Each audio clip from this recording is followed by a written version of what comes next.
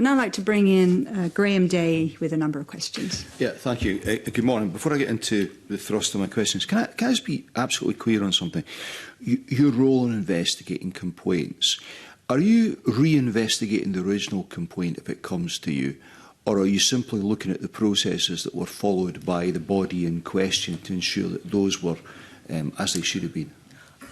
A bit of both, actually. Some of the very early closures of complaints, we will be looking at the way something was handled by the public body.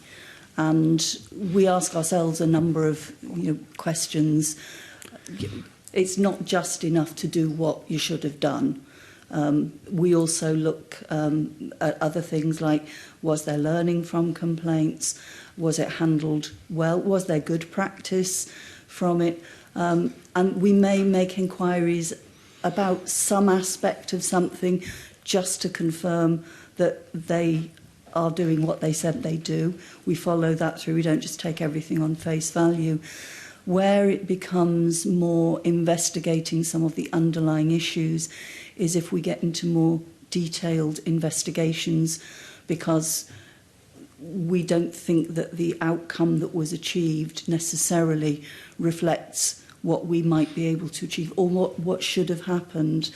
So some of it is judgment, some of it is experience, but even with those cases that are closed early doors, there is a right of review within our own organisation. So if somebody comes back to us and says, actually, I've got some more information now that I didn't send you before, we'll look at it again. So it's not a complete closed door. Okay, thanks. I should preface the questions I'm going to ask by acknowledging that I absolutely get the impact COVID's had on all sorts of organisations. And of course, the fact is that a number of complaints aren't legitimate in nature at the outset. That's inevitably the case. But all of that said, you said earlier on that the corporate body has been very supportive of yourselves, and you in turn have been supportive and looking to be understanding of the challenges that the public bodies have faced. But all of that said, ultimately you're there to represent the rights of the public, to have a right of challenge to the experiences they've had. And we read that there's currently a delay of up to 11 months in allocating complaints to a complaints reviewer. Now that inevitably is going to have an off-putting effect on members of the public if they read that. What is the point of taking this complaint forward if it's going to be up to 11 months? I'm wondering, in the first instance, what evidence, anecdotally or otherwise, you have of people not pursuing a complaint that they might have because of this inordinate delay. And it's an inordinate delay that comes on top, almost inevitably, of a delay they've experienced with the public body itself. Because I certainly have cases where the response from the NHS has been one of, well, I'm sorry, we don't have time to deal with it. And I understand that. But put together, people who are trying to raise a complaint, often legitimate complaints, face a very long time before getting the resolution they're looking for or are entitled to.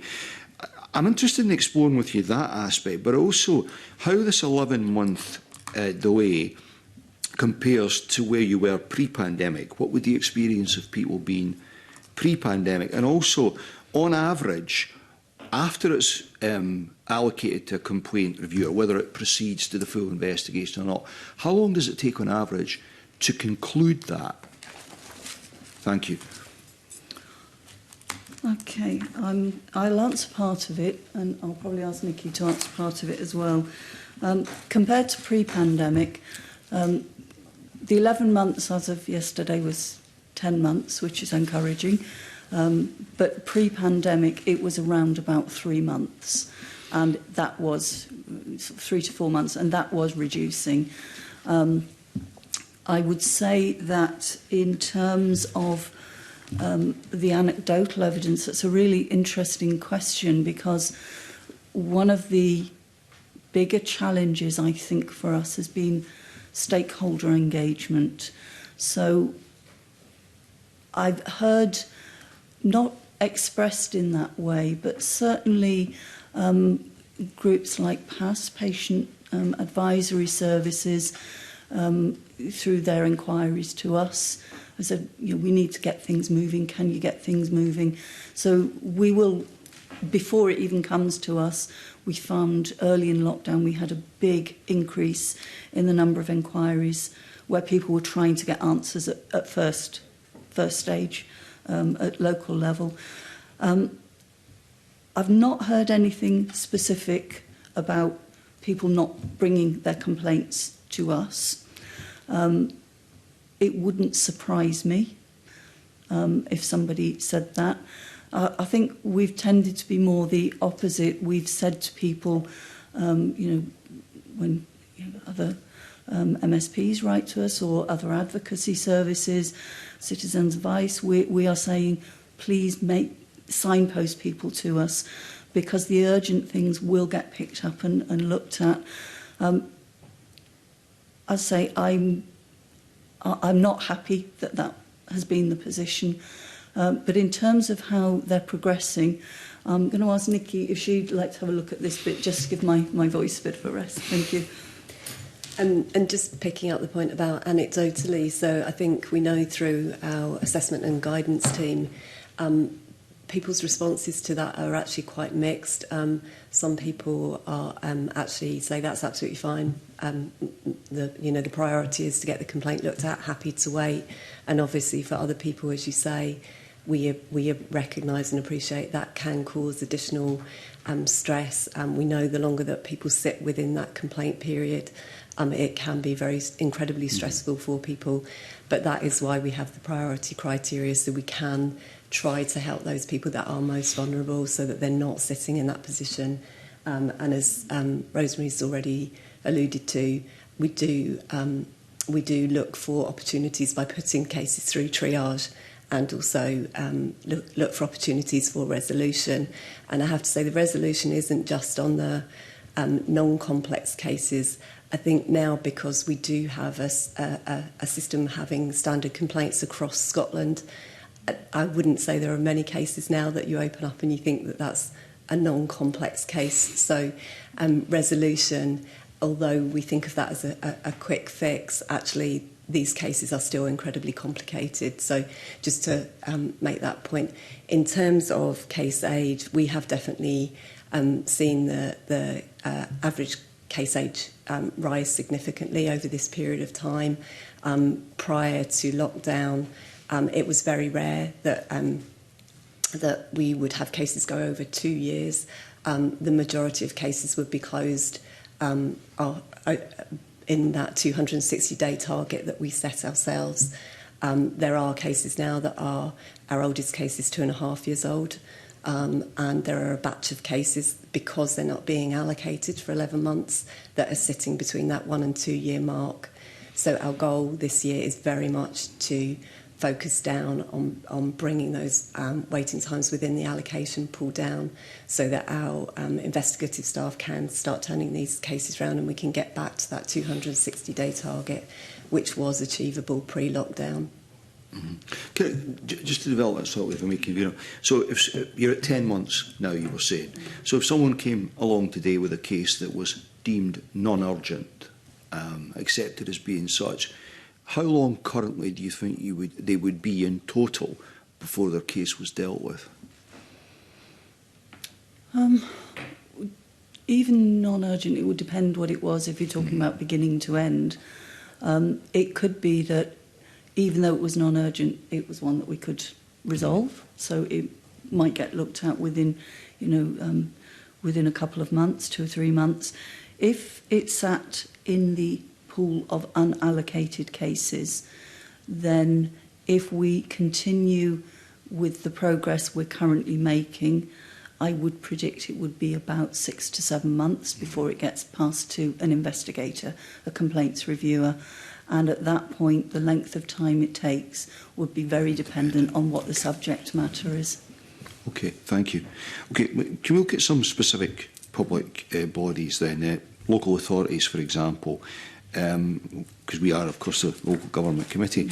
I'm interested to explore with you briefly the kind of volumes and the nature of local authority complaints. Are they changing in any way? Are you seeing any variances from the pandemic? And are your dealings with local authorities fairly consistent? You were talking there about your ability to go on and resolve things with a telephone call sometimes. Or are there some local authorities that are far better at that kind of engagement with yourselves than others? I think it's difficult to say there are local authorities who are poor at engagement with us. Different organisations have different challenges at different times, and even within a local authority, you can have a superb relationship with the complaints department and find that it's very difficult with another department. So I don't think there is a uniform. I don't detect that we have specifically difficult relationships with them as organisations or as people. Where I think some of the difficulty has come has been the actual, their allocation of resources, our allocation of resources, actually trying to get complaints progressed. I don't detect from the cases I've seen any reluctance or change in wanting to resolve things. If anything, I would say our own development of a resolution is something that particularly the local authority network, we meet with the chairs of the complaint handlers from different sectors, and Andrew's team are in contact with the network of complaint handlers for local authorities. I think where there's probably been the most misgiving is in relation to we've just republished within the model complaints handling some revised performance indicators. We've been clear all the way through that it may not be at the top of everybody's list, but actually complaints are really important. In terms of the subject matters, Nikki may be able to pick up on this, but I haven't detected anything significantly different, with the exception of some areas that are getting more complex, I think are in relation to social care and the interaction between health and social care. So where you've got local authority, NHS board and health and social care partnerships. Subject matter, I'm not sure that there has been that much of a change.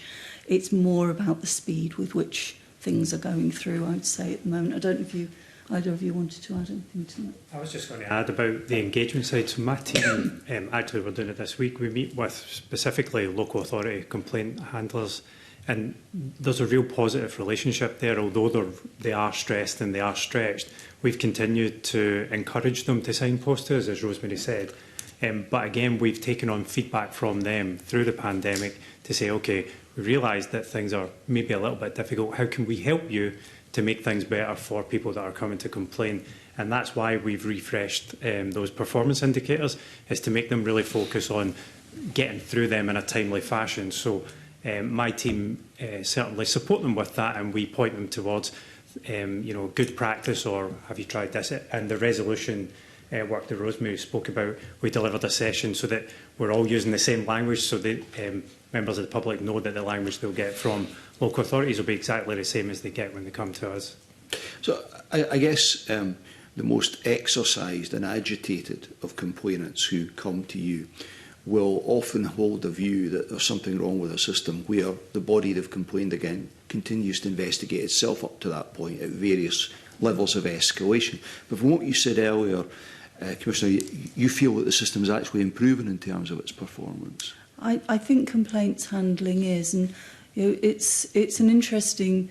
The organisation that I am complaining about is investigating itself.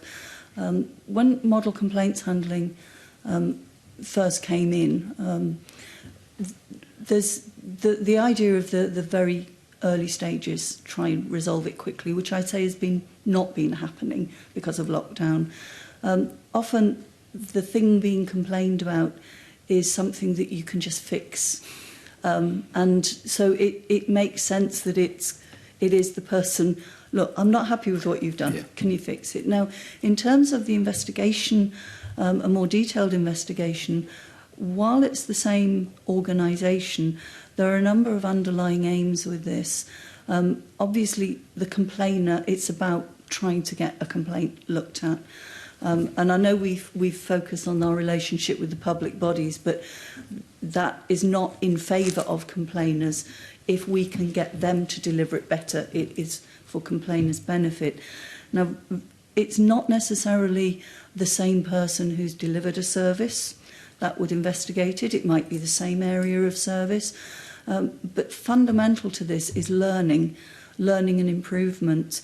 And the best learning and improvement happens at the local level, where you look at it for yourself, you make changes yourself. The quickest redress comes at the local level. And that is good practice, and that is to complainers' benefit as well. I would say the other thing is that what it gives complainers is a right to a third route, if you like, by coming to us if they remain dissatisfied. And I think the fact that we only see such a small number is an indication that generally it works well. Now, having said that, we do have the powers to look at complaint handling as well. And if you look at a couple of the public reports last year, they were specifically about complaint handling. So we will pick up on complaint handling, whether we identify it during an investigation or identify it through another route. I can understand why people might feel, oh, isn't this, turkeys voting for Christmas type thing? But I would say that the strength of the oversight function mitigates against that. The other thing with model complaints handling as well is that the standards and the processes are not just about how to investigate complaints. It's also about governance and the corporate responsibility for monitoring complaints, ensuring that there's learning from complaints, and monitoring complaint numbers. So we would expect, boards or councils to actually have sight of that type of information as well.